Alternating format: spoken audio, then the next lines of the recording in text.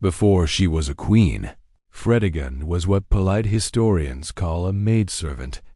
What impolite historians probably called her was a walking HR violation with a body count. She didn't climb the social ladder, she vaporized everyone standing on the rungs above her. Picture this: your Queen Audovera, wife of King Chilperic, a man whose idea of marital fidelity was, what if I just didn't?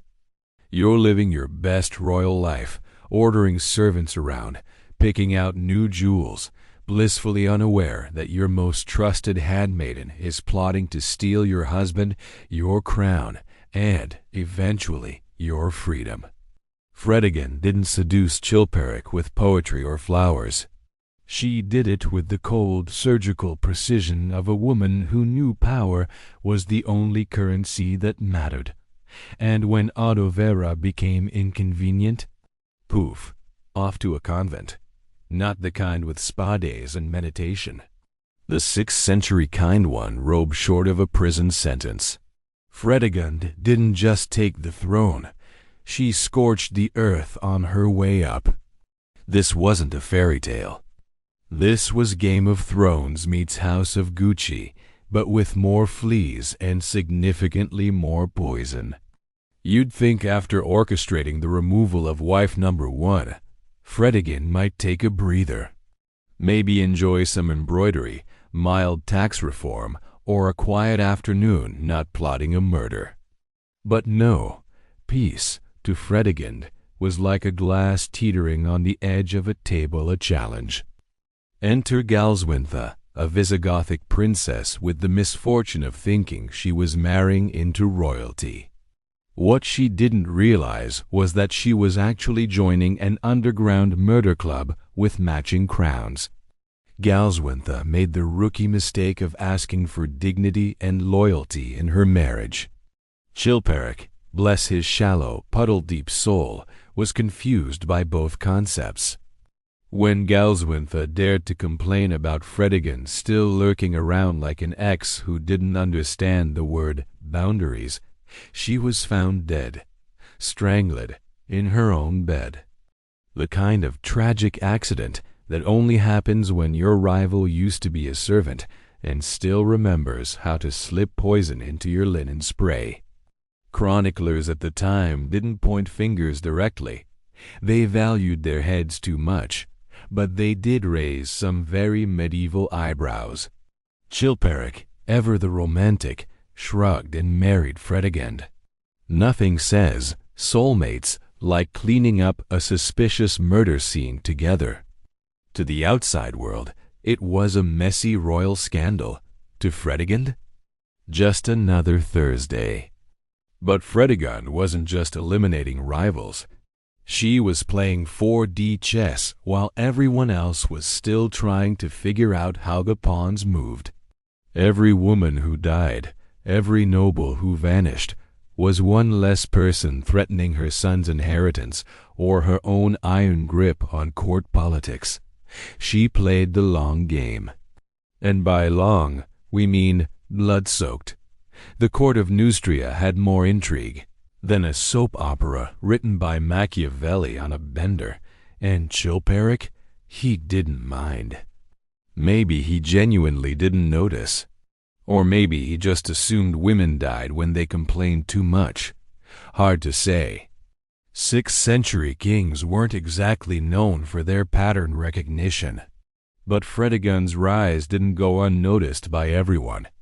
Enter Brunhilda, Galswintha's sister. A woman who did not let things go, especially not strangled sisters, poisoned marriages, or Fredegund's smug little face.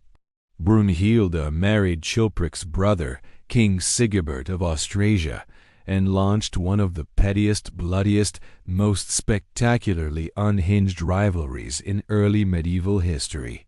Think Real Housewives of the Merovingian court, but with more assassinations and fewer hair extensions.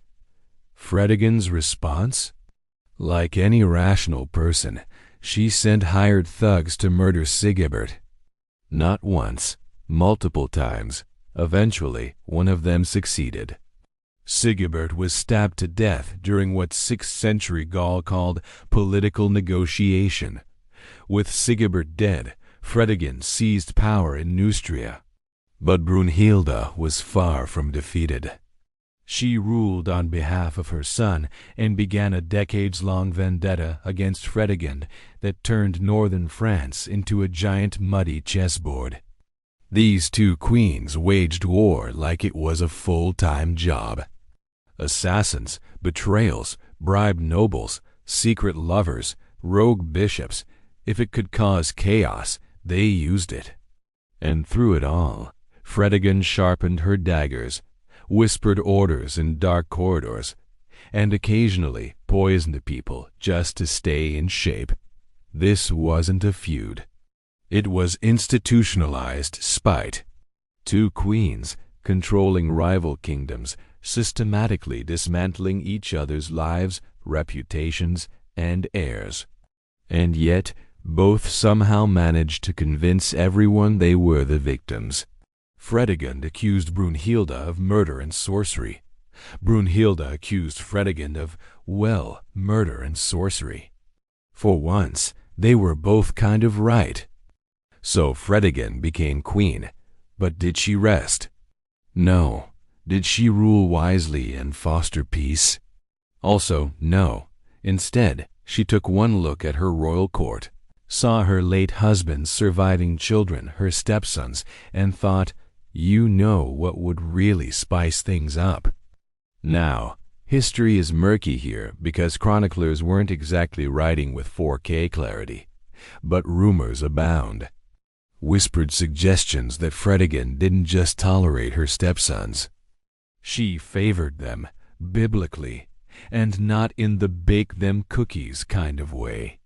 More like have them assassinated unless they flirt back sort of way. You know, typical stepmom things.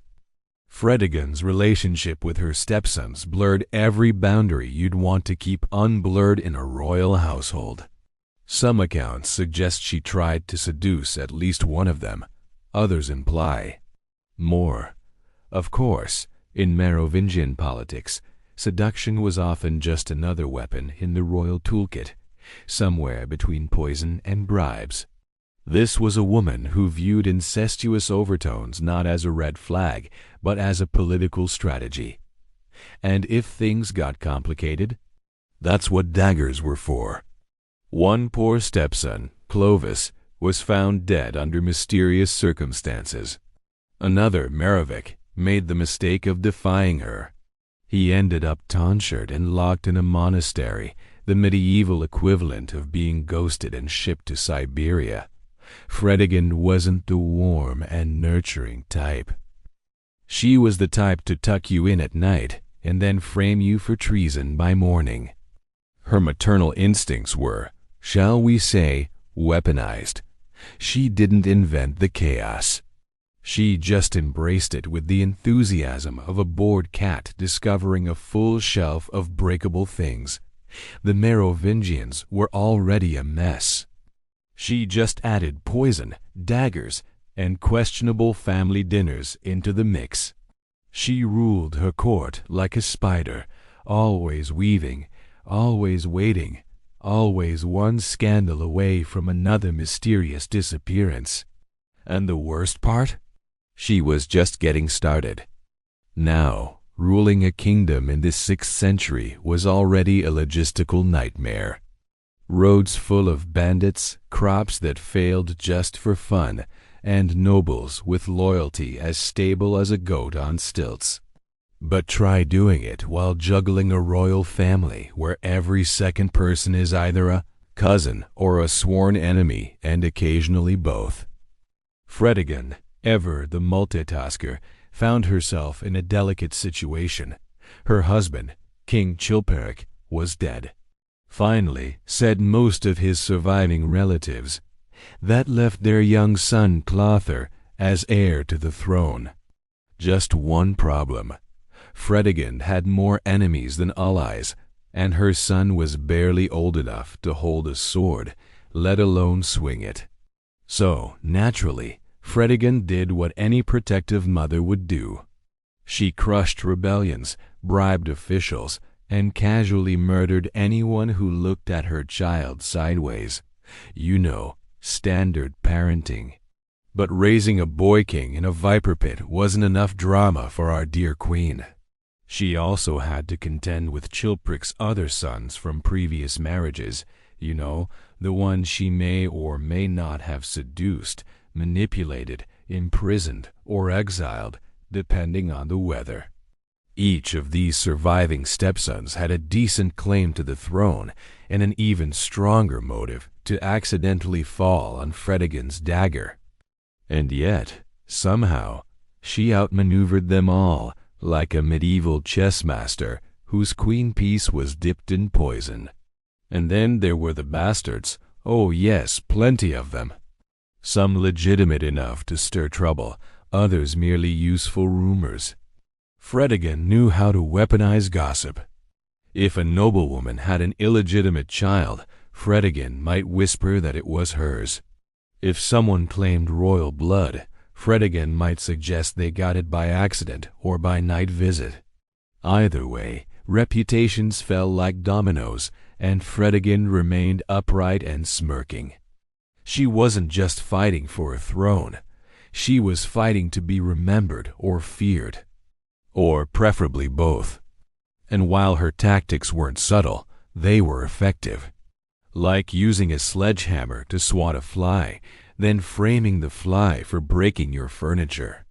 Clother would grow up in this royal blender, sipping milk while his mother arranged yet another suspicious funeral.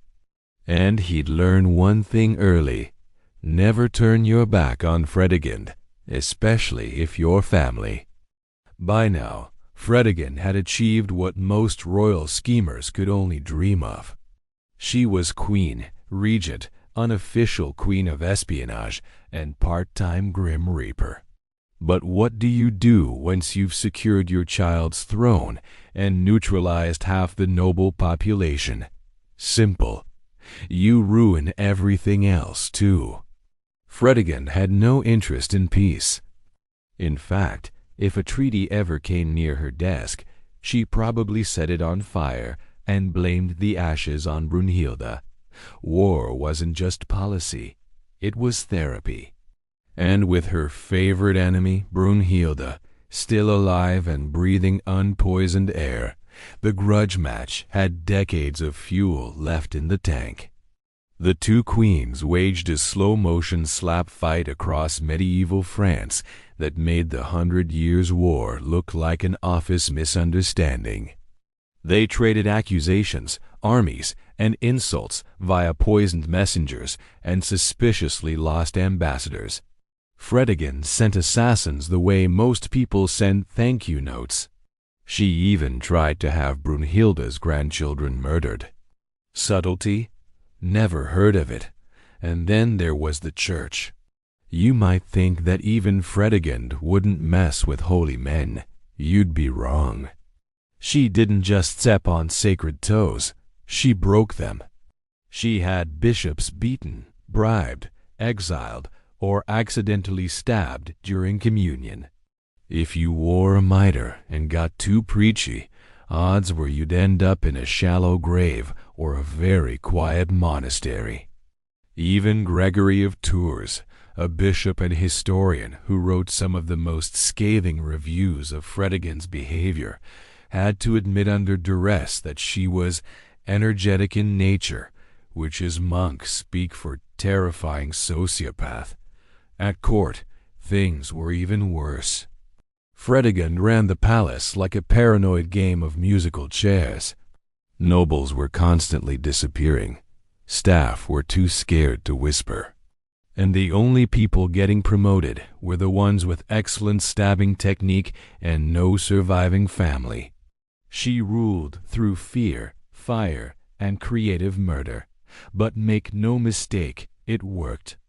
Despite everything, the seductions, the vendettas, the graveyard of enemies, she held power for decades.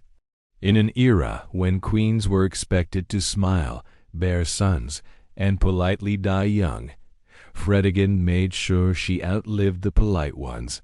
She wasn't just a scandal. She was an era. If you're wondering whether Fredegund ever mellowed with age, the answer is a resounding absolutely not. She didn't soften. She fermented. And like any vintage bottle of royal venom, she only got more potent over time. Poison, for example, became her go-to diplomatic tool. While others were sending flowers and sealing peace with marriages, Fredegund was stirring arsenic into goblets and calling it hospitality. If you got an invitation to dine with her, you'd be wise to bring your own food taster and possibly your own stomach. There are tales possibly exaggerated, but honestly, would you bet against them? That she kept a whole cabinet of poisons, not for decoration, for experimentation. Belladonna, hemlock, wolfsbane. Fredegund was less queen and more gothic apothecary with a revenge kink. And she didn't reserve her talents for nobles or enemies. Servants, courtiers, and the occasional clergy member all found themselves mysteriously ill after incurring her displeasure. One unfortunate woman was reportedly killed simply for gossiping about the queen's past, which, let's face it, was begging to be gossiped about. Her reputation became so feared that merely being accused of being on her bad side was enough to ruin you. People fled courts, forged alliances with her rivals, or just quietly took up farming in very distant provinces. One bishop allegedly tried to publicly curse her. The next morning, he woke up dead. But Fredegund wasn't all venom and murder. Occasionally, she tried more subtle tactics like lying, bribing, and forging royal documents. You know, the gentler medieval crimes. She also had spies, lots of them. If you dropped a critical comment in the bathhouse, it would somehow end up in a royal edict 3 days later with your name spelled very correctly. It's hard to overstate how thoroughly Fredegund mastered the art of fear. She made Machiavelli look like a motivational speaker. Her enemies were many, her friends few and mostly terrified. But the most astonishing thing, she was still alive.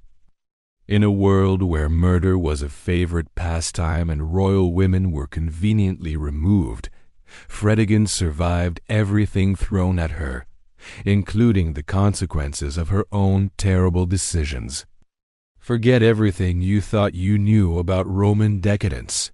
This wasn't just about sprawling on couches, guzzling wine until you passed out. That was amateur hour. The real Roman elite didn't just drink. They competed. They strategized. They turned their banquets into gladiatorial arenas where the weapons weren't swords, but cups, dice, and razor-sharp wit. Imagine a world where your social standing, your political future, even your life savings could be won or lost based on how well you could hold your liquor, spin a poem, or bluff your way through a game of chance. This is the wild, brutal, and utterly intoxicating world of Roman drinking games. Welcome to the convivium, where every sip was a gamble and every laugh could hide a dagger. For the Romans, wine wasn't a beverage. It was a litmus test, a mirror held up to your soul, your stamina, and your social grace. At the grand banquets of senators and emperors, refusing a cup wasn't just rude, it was practically treason. It marked you as weak, aloof, un-Roman. But drink too much, that was worse. You became a laughingstock, remembered not for your brilliant mind or your military victories, but for the night you face-planted into the mosaic floor, drooling on a perfectly good fig. The Romans inherited their love of wine from the Greeks, but they cranked the volume to 11. Where the Greeks prized moderation, the Romans worshipped display. Who could outlast the others? Who could turn drunkenness into dazzling poetry? Who could weave a cutting insult while keeping their cup perfectly level? This wasn't recreation. It was a battlefield of words and wills, where reputations were forged in fire or shattered in a puddle of cheap Falernian. Hosts didn't just serve wine. They weaponized it. They watered it down to control the pace, or served it undiluted to test their guests' mettle. To survive these contests with your dignity intact required more than a cast-iron liver. It demanded social intelligence, quick humor, and the ability to play the part of the cultured Roman even as the room started to spin. So when you were invited to a convivium, you weren't just going to a party. You were stepping onto a stage, armed with nothing but a cup of wine and your wits, under the watchful, judgmental eyes of your friends and your rivals. If wine was the weapon, then dice were the ammunition. And the Romans were obsessed. At these alcohol-fueled banquets, dice games weren't just for fun. They were the perfect fuel for laughter, rivalry, and public humiliation. A good throw could make you the king of the table, showered with praise and refilled cups. A bad one? It could strip you of your dignity and your purse faster than you could say Venus. The most popular game was Talai, played with 4-sided knucklebones or ivory dice. The best possible roll? The Venus throw, where all 4 dice landed on different numbers. It was pure luck, a sign of divine favor, and your cue to stand up, raise your cup, and demand another round from your now slightly poorer friends. The worst? The dreaded canis, or dog throw, a miserable, unlucky roll that invited jeers, laughter, and the ultimate penalty, chugging an entire goblet of wine in one breath. Strategy and bluffing were just as important as luck. Some Romans prided themselves on reading their opponent's tells, while others relied on sheer bravado, swearing Fortuna, the goddess of chance, was smiling on them. Coins, jewelry, even political favors were staked as the night wore on. A senator might wager a small fortune just to see the look on his rival's face when he lost. For soldiers, it was a rougher, rowdier version of camaraderie, a face, way to test each other's grit under the haze of alcohol. But the dice table was dangerous territory. Lose too much, and you weren't just broke. You were labeled weak, dishonorable, a man who couldn't control his appetites. Writers like Cicero openly mocked those who let dice ruin their reputations. Still, the rattle of bones in a bowl was irresistible. With each throw, guests laughed, cursed, or demanded another pour, turning chance into both glorious entertainment and crushing public ruin. But the Romans didn't just gamble with dice. They gambled with words. Once the wine started flowing and tongues loosened, the real contest began, the poetry duel. Forget sonnets and ballads. This was verbal combat, transforming the dining couch into a battlefield where words, not swords, were the chosen weapons. The rules were simple. One guest would recite a line of verse, maybe about love, war, or the gods, and the next had to respond with a line of their own, often improvised, often biting. Sometimes the challenge was to continue a theme. Other times it was pure, unadulterated ridicule with clever barbs aimed squarely at the egos of rivals across the table. The quicker your tongue, the greater the applause. The slower or the more slurred, the louder the laughter. Wine didn't just loosen inhibitions. It betrayed them, turning the polished rhetoric of sober statesmen into stammering nonsense. These duels could make or break you. A sharp, clever verse could win you admiration, place you at the center of attention, and have your cup refilled in celebration. Roman poets like Catullus and Martial built their careers on this kind of razor-edged banter, their works filled with the kind of stinging humor that once lit up these very banquet halls. A perfectly timed quip could make you the star of the evening, a fumbled line. You became the butt of every joke for the next decade. But words had weight in Rome. Satire was a dangerous blade.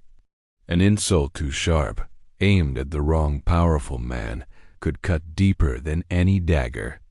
There are tales of drunken barbs leading to lifelong feuds, with verses composed at a feast later resurfacing in brutal political vendettas.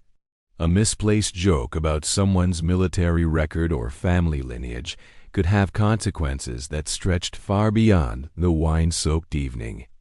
Still, the Romans thrived on this edge. To them, wit was the mark of true cultivation, and the convivium was both stage and audience. In the dim glow of lamplight, as cups clinked and dice rattled, poets and amateurs alike sparred with words, seeking not just victory, but immortality in memory.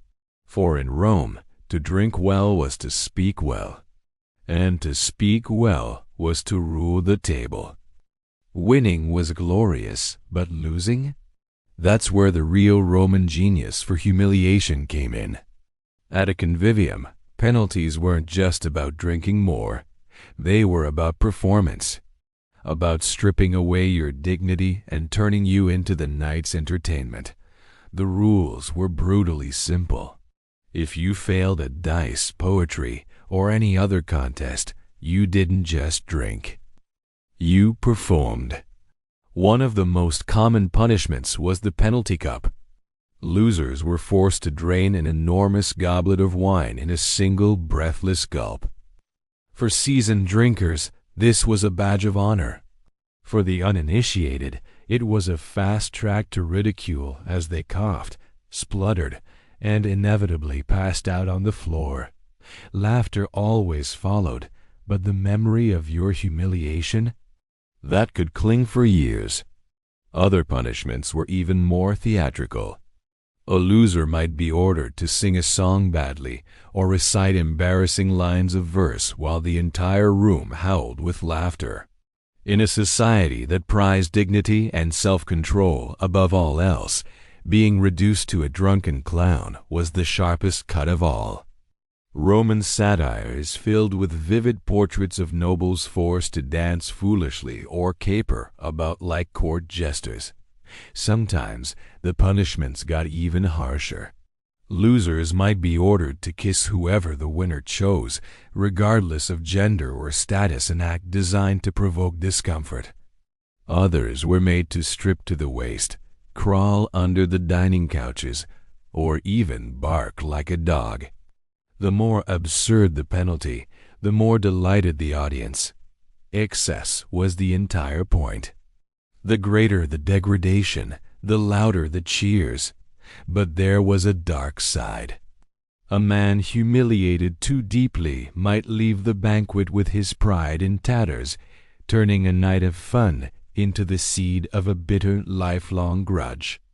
More than one political feud in Roman history began over a harmless drinking game where the sting of a forfeit hardened into deadly enmity. Still, the thrill was irresistible. To the Romans, the banquet was theater, and penalties were the comedy that kept the stage alive. Every game was more than a contest of skill. It was a high-stakes gamble with your dignity. In Rome, losing wasn't just defeat. It was prime-time entertainment. Victory demanded its own rituals.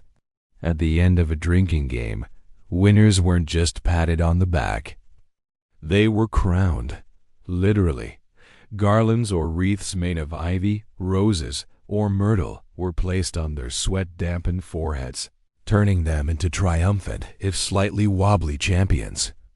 To wear such a crown was a mark of glory, a playful echo of the triumphal processions that paraded victorious generals through Rome's streets. But these crowns were more than decoration. They carried deep symbolic weight. Ivy was sacred to Bacchus, the god of wine. So a victor garlanded in ivy wasn't just lucky, he was touched by the god himself, chosen to revel without limit. Roses, by contrast, whispered of secrecy. The famous phrase sub rosa, under the rose, meant that what happened at the feast was not to be spoken of beyond its walls. The crown, then, was a declaration. Here, within these walls, excess was not just allowed, it was sanctified. The rituals didn't stop at crowning. Winners were toasted in rounds of song, the entire company raising their cups in their honor. In some games, the victor was given the power to command others, choosing the next opponent, assigning brutal penalties, or even demanding that rivals drink until they collapsed. A clever man could use this role to elevate his allies and humiliate his enemies, all under the thin guise of a game. The loser's role was the perfect mirror image. While the crowned victor basked in applause, the loser was expected to accept his fate with grace or risk even more ridicule for lacking Roman gravitas. Some banquets even turned the ritual into farce, crowning the most pitifully drunk guest as the king of fools, a parody of triumph that mocked weakness rather than celebrating strength. These rituals mattered because they blurred the lines between jest and power. At the convivium, the crown of roses or ivy might last only until dawn, but the memory of who wore it lingered. A well-timed victory, paired with wit and charm, could enhance a reputation for years. A poorly handled loss could stain it forever. Thus, every wreath, every toast, and every ritual carried meaning far beyond the moment. Drinking crowns turned wine-soaked games into something larger, a parody of Rome itself, where glory and humiliation always walked hand in hand. No Roman banquet was ever silent. Alongside the clinking of cups and the rattle of dice came the pulse of music. Flute players, lyre strummers, drummers, and singers were hired to fill the air with melody. But music was never just background noise. It was part of the game itself. A clever host might challenge his guests to improvise verses to the tune, or force a loser to pick up an instrument and perform, often badly, while the room roared with laughter. Mockery was as essential as the wine. Romans delighted in using performance as punishment, and nothing deflated a man's dignity faster than being forced to sing off-key or stumble through a bawdy dance. The line between entertainment and humiliation was razor-thin. A senator who delivered fiery speeches in the forum by day might find himself jeered at night as he croaked out a drinking song in a drunken slur. The very contrast was the point. Wine stripped away the armor of public persona, exposing even Rome's elite as ridiculous, vulnerable mortals. Sometimes the mockery was more direct. Guests exchanged insults, weaving them into rhymes or chants, while musicians punctuated each blow with playful notes. These contests of verbal abuse, called iosi convivals, banquet jokes, were considered a true test of wit. To be quick with a sharp barb earned applause. To falter invited derision. Roman poets later preserved fragments of this tradition, where insults about gluttony, cowardice, or scandalous love affairs became the sharpest weapons of the feast. But the mockery had a double edge. A jest too pointed could sting long after the laughter faded. Romans understood the power of words. And while the convivium encouraged a temporary freedom, it also risked igniting real lasting grudges. More than one bitter rivalry in Roman politics began not in the Senate, but in a drunken hall, with a cutting line delivered over the rim of a cup. Yet the chaos was irresistible. Music, laughter, and insult turned the convivium into a theater where masks were stripped away, and everyone, no matter how noble, risked looking foolish. The very disorder was the charm. In these nights of revelry, Rome's rigid hierarchy bent, if only briefly, under the weight of wine, song, and merciless mockery. If dice and poetry tested your mind, and mockery tested your pride, then endurance contests tested your very body. At Roman banquets, one of the most brutal games was simply, who could drink the most? Cups were refilled relentlessly, and guests who prided themselves on their strength treated the wine bowl like a battlefield. To falter, to vomit, to collapse, or to beg for water was to admit defeat in front of an audience that valued toughness almost as much as eloquence. These contests often began innocently enough with toasts and songs, but they quickly spiraled into competitions of pure survival. One goblet led to another, then another, until even the strongest, most gladiator-like guest was staggering.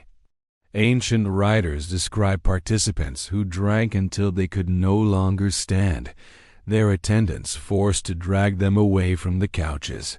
Some hosts even measured the volume consumed, crowning champions who emptied the most amphorae. Victory, however, was bitter. More than one Ramung fell ill or even died from the sheer unrelenting excess of these nights. Yet endurance was admired. In a culture that revered conquest and stamina, outdrinking your rivals was seen as a mark of virility. To drain a colossal mixing bowl, to stay upright when everyone else had collapsed, these were feats whispered about long after the lamps were extinguished. Emperors themselves indulged. It was said that Mark Antony, rival of Octavian, boasted of his ability to drink for days without faltering, presenting himself as Bacchus incarnate. Such claims weren't just about pleasure. They were political theater, reinforcing the idea that only the strongest, most indomitable men could rule, both in war and at the table. But the dangers were obvious. Excessive drinking could ruin a reputation as swiftly as it built one. Satirists mocked those who mistook gluttony for bravery, describing senators who staggered into the forum still reeking of last night's feast, or generals who weakened their own bodies before a campaign. The balance between admired excess and shameful disgrace was razor-thin. Still, Romans craved the spectacle. Watching rivals collapse one by one while another soldiered on was as thrilling as a gladiatorial match, only fought with wine instead of swords. These endurance contests turned the convivium into an arena. And in this arena, the last man standing wasn't just drunk. He was victorious. As the night wore on and the cups piled high, Romans often shifted from games of chance and endurance to a different kind of sport, storytelling. The convivium became a stage where guests competed not just in drinking, but in weaving tales, jokes, and biting satire. In these moments, wine fueled both brilliance and disaster. Roman satire was born in such settings. Poets like Juvenal and Martial later immortalized the absurdities of drunken feasts, the nobleman who spilled state secrets after his fifth cup, the pompous senator who recited epic verse but forgot the ending, the general who boasted of his victories while drooling into his beard. These tales were exaggerated, but the seed of truth came from the banquets themselves. To mock drunkenness was as much a tradition as the drinking. Guests took turns entertaining the company with stories, some recalling myths of the gods, others spinning wild tales of personal exploits. The cleverest twisted these stories into parody. A man might retell the labors of Hercules as if Hercules were a staggering drunk, fumbling his way through monsters and tasks. Another might parody a rival's speech in the Senate, exaggerating every nervous tic while the others roared with laughter. The line between history, myth, and comedy blurred in the haze of wine, but satire was dangerous sport. A joke about someone's appetite, greed, or infidelity could sting long after the feast was over. Romans delighted in sharp wit, but they never forgot an insult. Banquet rooms became testing grounds for political relationships, where humor could strengthen alliances or ignite bitter enmities. More than one feud began with a cutting story told after too many cups. Still, the laughter was irresistible. Storytelling and satire gave the convivium its energy, turning drunkenness into a spectacle. The loser who stumbled over a line, the rival skewered in verse, the pompous man brought low by parody, all became part of the shared memory of the night, and those memories lasted. A man's reputation could be shaped by a single evening, not for his speeches in the forum or his bravery in war, but for the time he sang off-key or was mercilessly mocked in verse at a convivium. For the Romans, this was the true chaos of wine. Not just the physical toll of excess, but the way a single drunken moment could echo into legacy.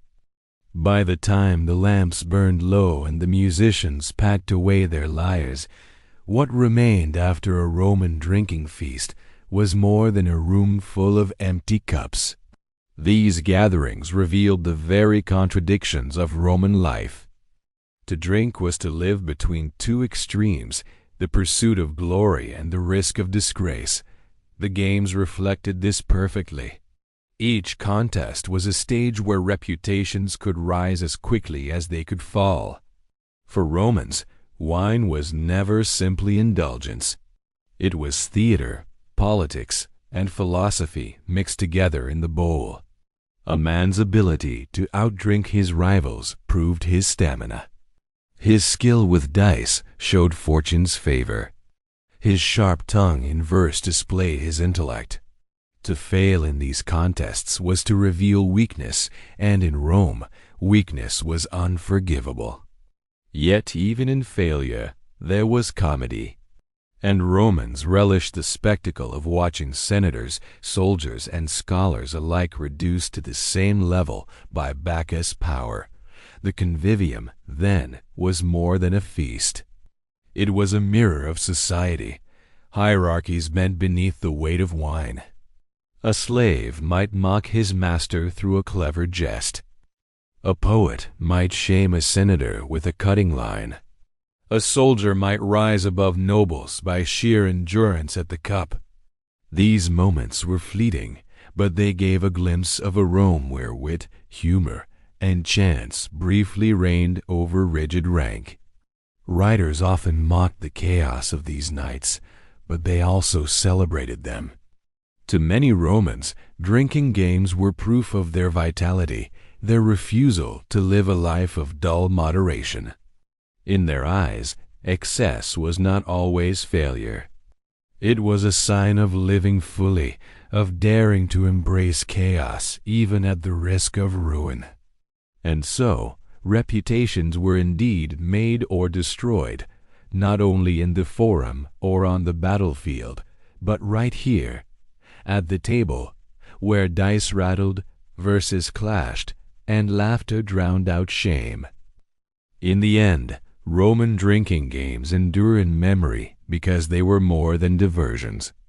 They were expressions of a culture that glorified strength, mocked weakness, and turned even drunkenness into a performance.